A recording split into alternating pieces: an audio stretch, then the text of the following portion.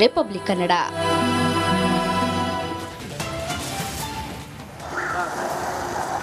ಬನಶಂಕರಿಯ ತಮ್ಮ ನಿವಾಸದಿಂದ ಪಾರ್ಥಿವ ಶರೀರವನ್ನು ಚಿತಾಗಾರದ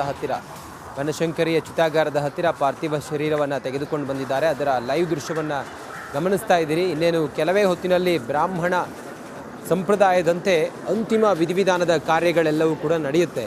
ನೋಡಿ, ನೂರಾರು ಜನ ಸೇರಿದ್ದಾರೆ, ಅವರ ಕುಟುಂಬಸ್ಥರೆಲ್ಲರೂ ಕೂಡ ಇದ್ದಾರೆ. ಬನಶಂಕರಿಯ ಚಿತಾಗಾರದ ಹತ್ತಿರ ಈಗ ಪಾರ್ಥಿವ ಶರೀರ ಆ್ಯಂಬುಲೆನ್ಸ್ನಲ್ಲಿ ಬಂದಿದೆ. ಆ್ಯಂಬುಲೆನ್ಸ್ನಿಂದ ಪಾರ್ಥಿವ ಶರೀರವನ್ನು ಹೊರಗಡೆ ತರ್ತಾ ಇರುವಂಥ ದೃಶ್ಯ ಗಮನಿಸ್ತಾ ಇದ್ದೀರಿ. ಅಪರ್ಣ ಇನ್ನೂ ನೆನಪು ಮಾತ್ರ. ಅಪರ್ಣ ಕನ್ನಡಕ್ಕಾಗಿ ಅಥವಾ ಕನ್ನಡದಲ್ಲಿ ಆಡುವಂಥ ಒಂದೊಂದು ಮಾತುಗಳು, ಅವರ ಒತ್ತಕ್ಷರಗಳಾಗಿರ್ಬೋದು, ಅವರ ಸ್ಫುಟವಾದಂಥ ಕನ್ನಡ ಆಗಿರ್ಬೋದು, ಅದು ಎಲ್ಲರೂ ಕೂಡ ಅವ್ರನ್ನ ಅನುಕರಿಸ್ತಾರೆ. ಮತ್ತು ಹಲವಾರು ಜನರಿಗೆ ಪ್ರೇರಣೆ ಕೂಡ. ಕನ್ನಡದ ಸೇವೆ ಒಬ್ಬರು ನಿರೂಪಕಿಯಾಗಿ, ಒಬ್ಬರು ನಟಿಯಾಗಿ ಮಾಡಿರೋದು ಇಂದು ಕೂಡ ಅವ್ರನ್ನ ಎಲ್ಲರೂ ಕೂಡ ನೆನೆಯುವಂತೆ ಮಾಡಿದೆ. ಅಪರ್ಣ ಅವರ ದಿಢೀರ್ ನಿಧನ ಅಭಿಮಾನಿಗಳಲ್ಲಿ ಅಥವಾ ಅವರನ್ನು ಪ್ರೀತಿಸುವಂಥ ಮನಗಳಲ್ಲಿ ಬಹಳ ಆಘಾತವನ್ನು ತಂದಿದೆ.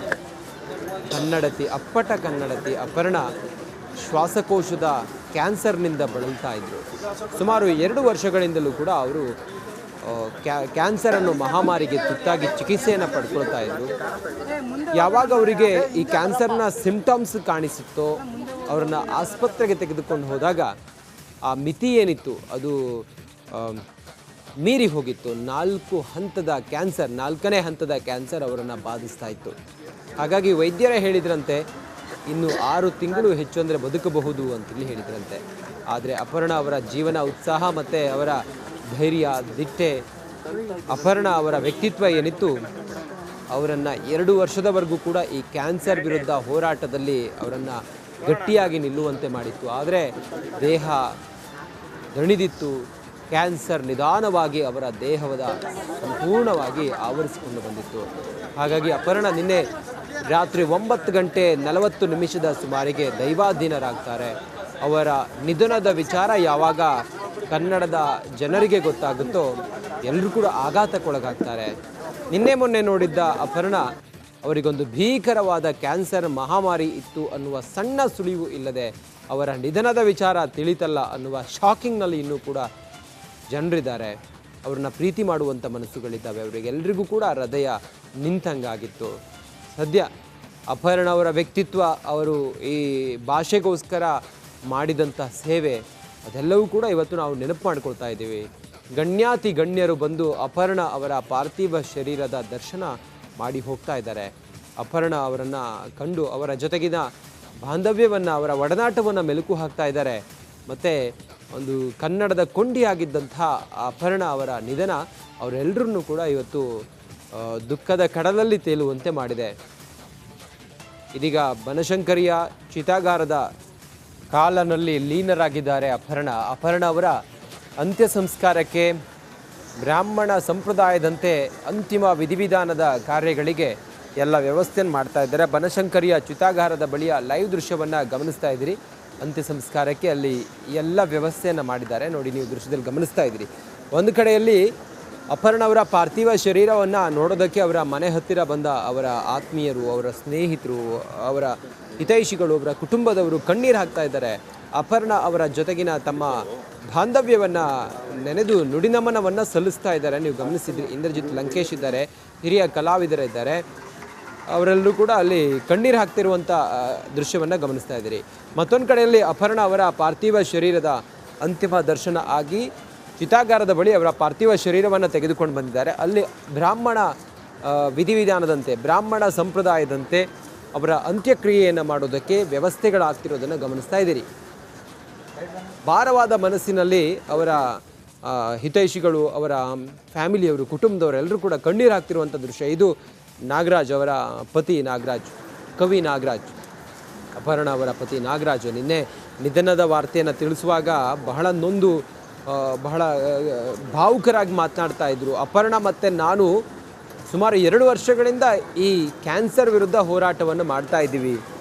ಆದರೆ ಅಪರ್ಣ ಆ ಹೋರಾಟ ಮಾಡುವಲ್ಲಿ ಜಯಗಳಿಸ್ಲಿಕ್ಕೆ ಸಾಧ್ಯ ಆಗಿಲ್ಲ, ಸೋತೋಗ್ಬಿಟ್ರು. ಬಹಳ ನೋವಾಗ್ತಾ ಇದೆ. ಬಹಳ ಖಾಸಗಿಯಾಗಿ ನಾವು ಬದುಕಿದವರು. ಹಾಗಾಗಿ ಅವಳ ಆಸೆ ಕೂಡ ಖಾಸಗಿಯಾಗೇ ನಾನು ಅವಳನ್ನು ಇವತ್ತು ಬಿಟ್ಟು ಕೊಡ್ತಾ ಇದ್ದೀನಿ ಅನ್ನೋದನ್ನು ಹೇಳ್ತಾ ಇದ್ರು. ಮತ್ತು ಮಾಧ್ಯಮದವರಿಗೂ ಕೂಡ ಹೇಳಿದರು, ಇದೆಲ್ಲವೂ ಕೂಡ ಅಪರ್ಣ ಅವರ ಆರೋಗ್ಯದ ಸಮಸ್ಯೆ ಬಗ್ಗೆ ನಿಮ್ಮ ಬಳಿ ಹೇಳಬೇಕು ಅಂಥೇಳಿ ಅಪರ್ಣ ನನ್ನ ಬಳಿ ಹೇಳ್ಕೊಂಡಿದ್ಲು. ಹಾಗಾಗಿ ನಾನು ಅದನ್ನು ಹೇಳ್ತಾ ಇದ್ದೀನಿ. ಅಪರ್ಣ 2 ವರ್ಷದ ಹಿಂದೆಯೇ ಕ್ಯಾನ್ಸರ್ಗೆ ತುತ್ತಾಗಿದ್ದರು. ವೈದ್ಯರು ಹೇಳಿರೋ ಹಾಗೆ 6 ತಿಂಗಳು ಬದುಕಲ್ಲ ಅಂತೇಳಿ ಹೇಳಿದರು, ಬದುಕೋದು ಕಷ್ಟ ಅಂತ ಹೇಳಿದರು. ಆದರೆ 2 ವರ್ಷ ಬದುಕಿದ್ಲು ಅಂಥೇಳಿ ಹೇಳ್ತಾ ಇದ್ಲು.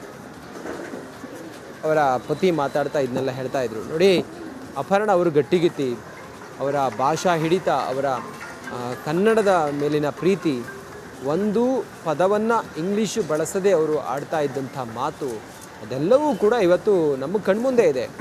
ಅಪರ್ಣ ಅವರೊಬ್ಬರು ನಟಿಯಾಗಿ, ಒಬ್ಬರು ನಿರೂಪಕಿಯಾಗಿ ಕನ್ನಡದ ಸೇವೆಯನ್ನು ಮಾಡಿದ್ದಾರೆ. ಅವರ ಜೊತೆಗೆ ಕೆಲಸ ಮಾಡಿದಂಥ, ಅವರ ಜೊತೆಗೆ ನಟಿಸಿದಂತಹ ಕಲಾವಿದರು, ಹಾಗೆ ಅವರ ಜೊತೆಗೆ ಹತ್ತಿರದ ಸಂಬಂಧ ಇದ್ದಂಥ ಕಲಾವಿದರು ಇವತ್ತು ಅವರ ಮನೆ ಬಳಿ ಬಂದು, ಬನಶಂಕರಿಯ ಅವರ ನಿವಾಸದ ಬಳಿ ಬಂದು ಪಾರ್ಥಿವ ಶರೀರದ ದರ್ಶನ ಮಾಡಿ ಕಣ್ಣೀರು ಹಾಕಿ ಹೋಗ್ತಾ ಇದ್ದಾರೆ. ಅಪರ್ಣ ಅವರು ನಮ್ಮನ್ನೆಲ್ಲ ಬಿಟ್ಟು ಹೋಗಿದ್ದಾರೆ, ಅಗಲಿದ್ದಾರೆ, ಇಹಲೋಕವನ್ನು ತ್ಯಜಿಸಿದ್ದಾರೆ, ಸ್ವರ್ಗಸ್ಥರಾಗಿದ್ದಾರೆ. ಅಪರ್ಣ 57 ವರ್ಷ ವಯಸ್ಸಾಗಿತ್ತು. ಅಪರ್ಣ ಅವರಿಗೆ ಅಕ್ಟೋಬರ್ ಬಂದರೆ 58 ಆಗ್ತಾ ಇತ್ತು. ಅದರ ನಡುವೆಯೇ ಸ್ವರ್ಗಸ್ಥರಾಗಿದ್ದಾರೆ, ದೈವಾಧೀನರಾಗಿದ್ದಾರೆ ಅಪರ್ಣ. ಹೊಸ ಹೇರ್ ಸ್ಟೈಲ್. ನೀನ್ ಬಿಡು ತಾಯಿ, ಸ್ವೀಟ್ 16 ಅಮ್ಮ. ವಯಸ್ಸು 16, ಮನಸ್ಸು ಹುಚ್ಚುಕೋಡಿ. ಹುಚ್ಚುಕೋಡಿ ಮನಸ್ಸು, ಅದು 16ರ ವಯಸ್ಸು. ಮಾತು ಮಾತಿಗೆ ನಗು, ಮರುಗಳಿಗೆ ಮೌನ. ಕನ್ನಡಿ ಮುಂದಷ್ಟು ಹೊತ್ತು ಬರೆಯದಿರುವ ಕವನ. ನಿನ್ನ ಕಣ್ಣ ಕನ್ನಡಿಯಲ್ಲಿ ಕಂಡೆ ನನ್ನ ರೂಪ.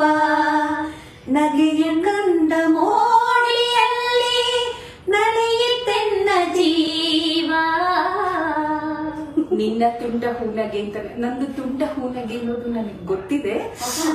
ಈ ತರ ರೊಮ್ಯಾಂಟಿಕ್ ಹಾಡುಗಳ ಸೋನೆ ಮಳೆ ಇದ್ರೆ, ಒಂದು ಮುಂಜಾವಿನಲ್ಲಿ ತುಂತುರಿನ ಸೋನೆ ಮಳೆ,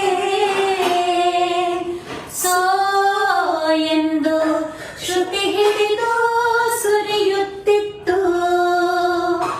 ಅದಕ್ಕೆ ಹಿಮ್ಮೇಳವನೇ ಸೋಸಿ ಬಹ ಸುಳಿಗಾಳಿ.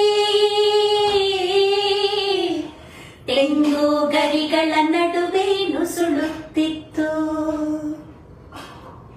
ಸೋ ಅಂತ ಸುರಿತಿತ್ತು ಅಂತ ಇದಕ್ಕಿದ್ದಾವೆ ಹಾಡು ಹೇಳ್ಸಿದ್ರೆ, ಹಾಡುಗಳು ಸುರಿಮಳೆ ಬೇಕು ಅಂದ್ರೆ ಎಲ್ಲೂ ಹುಡುಕ್ಲಿ ನಾನು. ಎಲ್ಲೋ ಹುಡುಕ್ಬೇಡ, ಎಲ್ಲೋ ಹುಡುಕಿ